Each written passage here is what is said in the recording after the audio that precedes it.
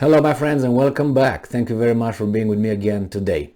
I got here an article talking about a US defense official talking about or assessing the situation in Ukraine. Now you could probably figure out that this will be skewed in one direction, but we keep this in mind, and after a while we can look back and say, hey, this guy said this and he was a weasel, or maybe this guy said this and he was right. Time will tell. The thing is, this official tells us that Russia is not doing very good in Ukraine, or very well.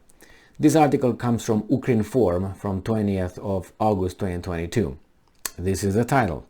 Russians achieve no progress on battlefield in Ukraine, US defense official says.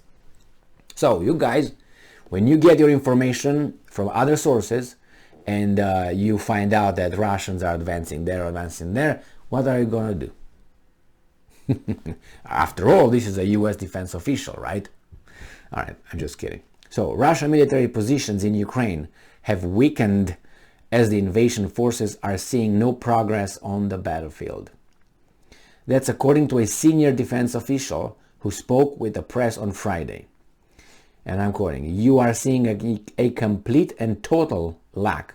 You're seeing a complete and total lack. That means 100%. What can you say? Of progress by the Russians on the battlefield. So that means it's stagnant, no moving. So when you get your information, believe this guy, okay? He's telling you what you should know right here. So in that sense, we are at a different phase than we were even a couple months ago, the official told journalists. I don't know why they don't tell me his name. He noted that the Ukrainian army is weakening the Russian forces in Ukraine's east. The spokesperson also commented on the latest events in Crimea, primarily the explosions at the Novofoderivka airfield. And I'm quoting, "I do not have an overall assessment of the total impact of the recent attacks, especially on the airfield in Crimea. But certainly we are seeing this overarching picture of Russian forces being much more vulnerable than they thought they were. And we are seeing movements of Russian forces as a result to try to protect their capabilities," the official said. And as Ukrinform reported earlier, the Joe Biden administration said they will not stand against Ukrainian strikes at Russian targets in the occupied Crimea. What? The Joe Biden administration said they will not stand against. Yeah, okay. Ukrainian strikes at Russian targets in the occupied Crimea using weapons supplied by the West. All right, well, good, then they can hit whatever they want, right? So now you know it. Nobody moves.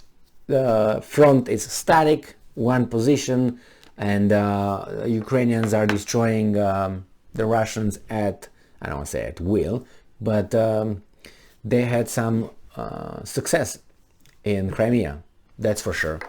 I don't know who did that, but I know who was at the receiving end. And at the receiving end were the enemies of the Ukraine state, the state of Ukraine. So, what are you going to do about it? It's very strange. He says about nothing moved, nothing really changed in about, in the past month or something, or past 2 months.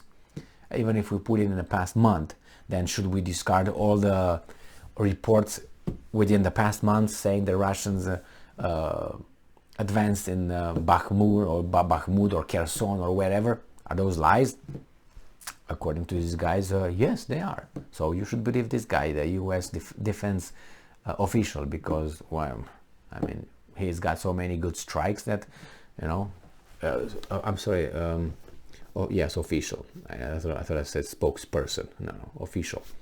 So, we don't know. I don't know what the reality is over there. As I said, what I do, I look on the map, I mark it down, and then in a week I look back and try to get other towns, other settlements, and see where are they in the east or the west of the points where the villages or the settlements they told me about last week.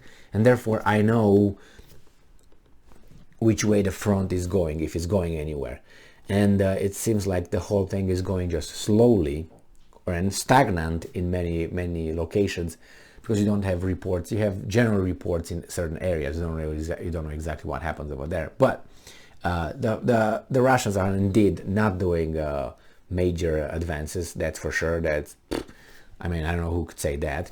I don't see any front where the front collapses and Russians are advancing. On the other hand, as far as I looked on the map, it seems like the Russians want to do a encircling, and I think Odessa will be the target, and Mykolaiv eventually. And the fact that they bring all those missiles and rockets and whatever they bring in Belarus, that's located in the north a little bit, right?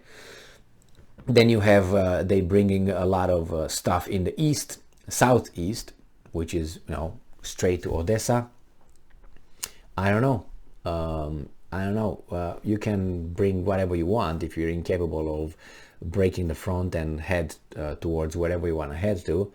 I don't even know if Russia wants to even go to Odessa. That's something that I spoke with some friends of mine, and some said yes, they have to remember this, remember that. Yeah, but I go by population.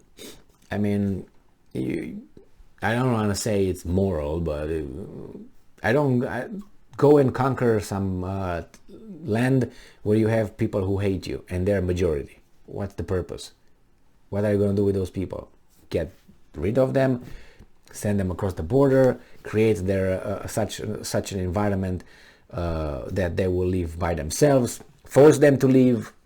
What are you going to do with them?